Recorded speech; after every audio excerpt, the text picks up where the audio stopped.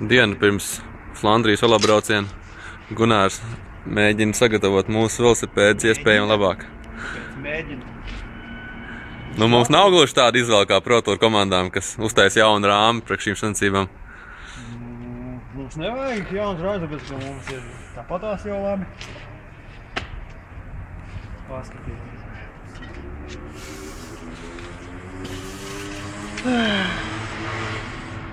Kas tāds īpašs izdarīts ir, gatavojoties sacensībām? Mums ir jauni kaļasi. Nav paši labākie, bet ļoti labi.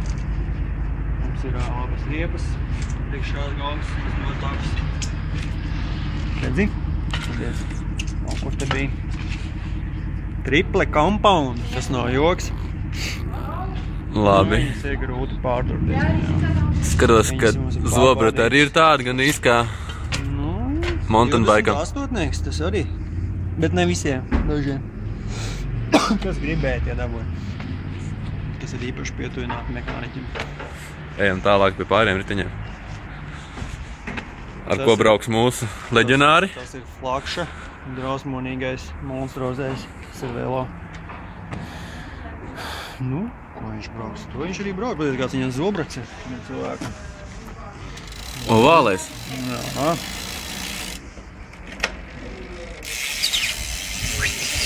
Nu, viņam ir savādāk kaļas, viņam ir līmējumās riepas. Kruta. Skatos, Tomam tāds pudeles turamais, arhaisks. Nu, to mēs viņam uzlikām. Speciāli atradām. Šo te, jā. Baigi niknēts. Tas ir, lai neizkrist laukā bruģi sekcijās. Nu, jā. Bruģi nav joki. Te jau arī flakijas, redzi, pieķūnēja, cik norēja. Tā un šitā, un tomēr labāk ir. Ja savādāk tu paliec bez ļagas un viss slāpes ir klāt. Kas vēl? Andrim Smirnamam velosipēds. Viņš ar tādu pašu dabūjis. Reāli jau fļaga krīt ārā no šejien, no priekšējā.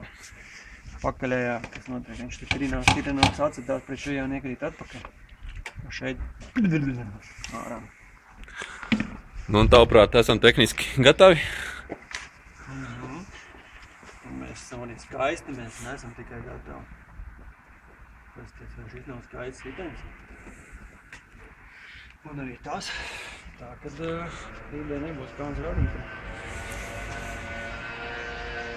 Forši? Domāju, kad arī